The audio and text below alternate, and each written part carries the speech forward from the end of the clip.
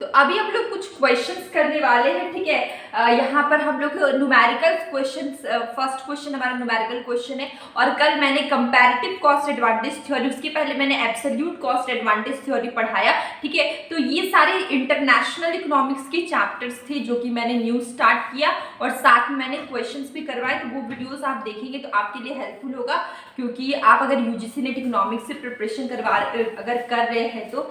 और वहाँ पर मैंने क्विक रिवाइज करवाया है और साथ में मैंने बहुत ही शॉर्टकट में छोटा सा समरी टाइप का एक छोटा सा नोट दिया है, ठीक है। और क्वेश्चंस भी करवाएं। तो अभी हम लोग करेंगे ये न्यूमेरिकल के क्वेश्चंस, ठीक है। बहुत सिंपल है, यहाँ पे कुछ करना नहीं है। Suppose the following equation are given for IS और एलएम कर्व्स आपको गिवन है, ठीक है। आपको क्या निकालना है, देखिए y क्या है, इनकम है, r है rate of interest, what will be the equilibrium values of y and r, ठीक है। आपको equilibrium value y and r का निकालना है, ठीक है। तो देखिए is के बराबर आपको lm करना पड़ेगा, मतलब is का वैल्यू ये है 350 minus 1000 r is equal to 200 plus 500 r, ठीक है। अब आपको क्या करना है, ये r क्या है, रेट ऑफ इंटरेस्ट है। आपको क्या करना है, बहुत सिंपल है। देखिए 350 में से ये वाला प्लस में यहाँ क्या आ जाएगा माइनस 200,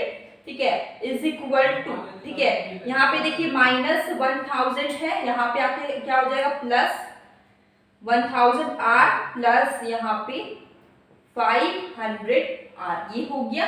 अब क्या करेंगे, इसको माइनस करेंगे 150 इज इक्वल टू, इसको प्लस करेंगे तो कितना आएगा 1500 r रेट ऑफ इंटरेस्ट है, ठीक है। अब यहाँ पे r रहेगा 150, अब यहाँ पे ये जो नीचे आ जाएगा तो हो जाएगा 1500, ठीक है। अब देखिए इसको अगर हम लोग काटेंगे 1/10 आएगा, 1/10 इज इक्वल टू, इसका रेट ऑफ इंटरेस्ट का वैल्यू है, इसको अगर हम लोग डिवाइड करेंगे तो कितना आएगा 0.1, ठीक है। कितना आया 0.1 आया, ये हमारा क्या है रेट ऑफ इंटरेस्ट आया है, ठीक है। तो अब हम लोग ऑप्शन में देखते हैं 0.1 कहाँ पे, तो देखिए बी में 0.1 है, ठीक है। तो अब आपको कुछ भी निकालने की जरूरत नहीं है, आपको पता चल गया r का वैल्यू 0.1 है, तो यहाँ पे हमें मिल गया, तो y का वैल्यू 250 ही होगा, ठीक है।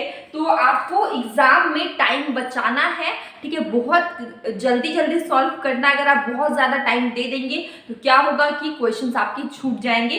तो हमें टाइम पे बहुत स्पीड में काम करना है, प्लस ध्यान से एक एक वर्ड को देख के करना है, क्योंकि यहीं पे मिस्टेक होने के चांसेस होते हैं। देखिए यहाँ पे हम लोग ने r निकाल लिया, इसका मतलब y 250 ही होगा, ठीक है। आंसर हो गया इसका बी। नेक्स्ट क्वेश्चन क्या है कि आपको निकालना है, देखिए इलास्टिसिटी ऑफ डिमांड, ठीक है। और AR आपको गिवन है और MR आपको गिवन, ठीक है। तो इलास्टिसिटी ऑफ डिमांड का फॉर्मूला क्या होता है, elasticity of demand is equal to AR upon AR minus MR, ठीक है। ये इलास्टिसिटी ऑफ डिमांड का फॉर्मूला है, ठीक है। वैसे इलास्टिसिटी ऑफ डिमांड का अलग फॉर्मूला होता है जो कि हम लोग इलास्टिसिटी ऑफ डिमांड की चैप्टर में पढ़े, लेकिन ये हमारा क्या, अगर आपको इलास्टिसिटी ऑफ डिमांड पढ़ना होगा तो आप मैंने बहुत सारे वीडियोस बनाए अलग अलग सारे degrees of elasticity of demand, law of demand elastic, तो आप वहाँ पे देख सकते हैं, ठीक है। आप डिटेल में आप पढ़ेंगे, बहुत सारे कंसेप्ट है इसके अंदर, ठीक है। तो यहाँ पे देखिए इसमें आपको सिंपली ये फॉर्मूला यूज करना है। और क्यों करना है ये फॉर्मूला यूज, क्योंकि हमें AR गिवन है, MR गिवन है, ठीक है। तो अब हम लोग सॉल्व करेंगे।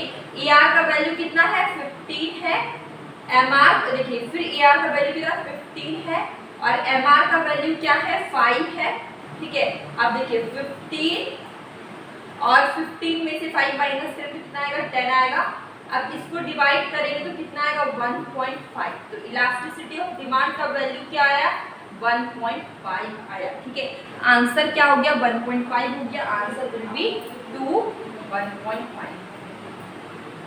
अब हमारा नेक्स्ट क्वेश्चन है कि monopolist producing homogeneous product in two different plants maximum his profit, ठीक है। तो हम लोग ने मार्केट चैप्टर पढ़ा, फॉर्म्स ऑफ मार्केट, ठीक है। तो हम लोग ने देखा कि मैक्सिमम प्रॉफिट या फिर इक्विलिब्रियम कब होता है, जब मार्जिनल कॉस्ट के बराबर मार्जिनल रेवेन्यू होता है, ठीक है। इस सिचुएशन में क्या होता है इक्विलिब्रियम होता है या फिर मैक्सिमम प्रॉफिट होता है। दो सिचुएशंस थे, ये यहाँ पे एक ही सिचुएशन की बात कर रहे हैं, ठीक है। तो देखिए दो सिचुएशन थे, तो यहाँ पे एक है कि मार्जिनल कॉस्ट के बराबर मार्जिनल रेवेन्यू होना चाहिए, तब हमारा इक्विलिब्रियम होगा और इस यहाँ पे क्या होगा, मैक्सिमम प्रॉफिट अर्न होगा, ठीक है। तो मोनोपोलिस्ट की बात कर रहे हैं, और मोनोपोलिस्ट से भी एक चीज देखिए, मोनोपोली की अगर हम बात करें, मोनोपोली, ठीक है, ये मोनोपोली मार्केट चैप्टर का क्वेश्चन है। Mono stand for single, mono मतलब क्या होता है, सिंगल, और पोली मतलब क्या होता है, सेलर, ठीक है, क्या होता है, सिंगल सेलर, ठीक है। तो मोनोपोली क्या है, एक ऐसा मार्केट है जहां पे सिंगल सेलर पाए जाते हैं, ठीक है, सिंगल सेलर। तो यहाँ पे क्या होगा, जब किसी भी मार्केट में सिंगल सेलर होगा, एक ही सेलर होगा और बहुत सारे बायर होंगे, तो क्या होगा कि वो मार्केट को वो प्राइस अपने अकॉर्डिंग रखेगा, वो प्राइस अपने अकॉर्डिंग चेंज करेगा, और जो भी बायर्स है उनको उनकी बात माननी पड़ेगी, उसी प्राइस में उनको खरीदना पड़ेगा, क्योंकि उनके पास कोई भी ऑप्शंस नहीं रहता है, ठीक है। अब यहाँ पे आते हैं क्वेश्चन पे। क्वेश्चन क्या, मोनोपोलिस्ट प्रोड्यूस, जो मोनोपोली मार्केट में जो सेलर होता है, जो बेचता है, उसको हम लोग मोनोपोलिस्ट बोलते हैं, ठीक है, ठीक है। तो मोनोपोलिस्ट प्रोड्यूस करता है होमोजीनियस प्रोडक्ट, या फिर जो मोनोपोली मार्केट में प्रोड्यूस करता है उसको भी मोनोपोलिस्ट बोलते हैं, ठीक है। और दो डिफरेंट प्लांट्स में maximum his profit, maximum profit की बात की तो आपको ये सिचुएशन याद होगा, MC इक्वल टू MR।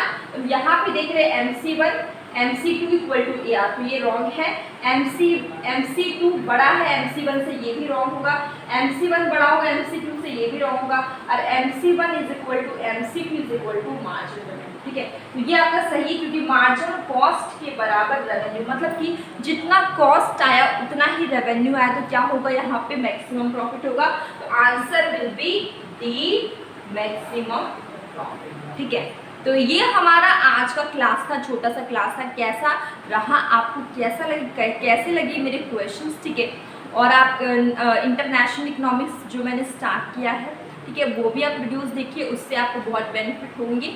और मैं डेली शॉर्ट वीडियो पोस्ट करती हूँ, जो कि रील, जिसमें मैं कंसेप्ट बताती हूँ, क्वेश्चंस बताती हूँ, तो आप उससे भी देख करिए, उससे क्या होगा कि आपकी जो रिविज़न है वो होती रहेगी।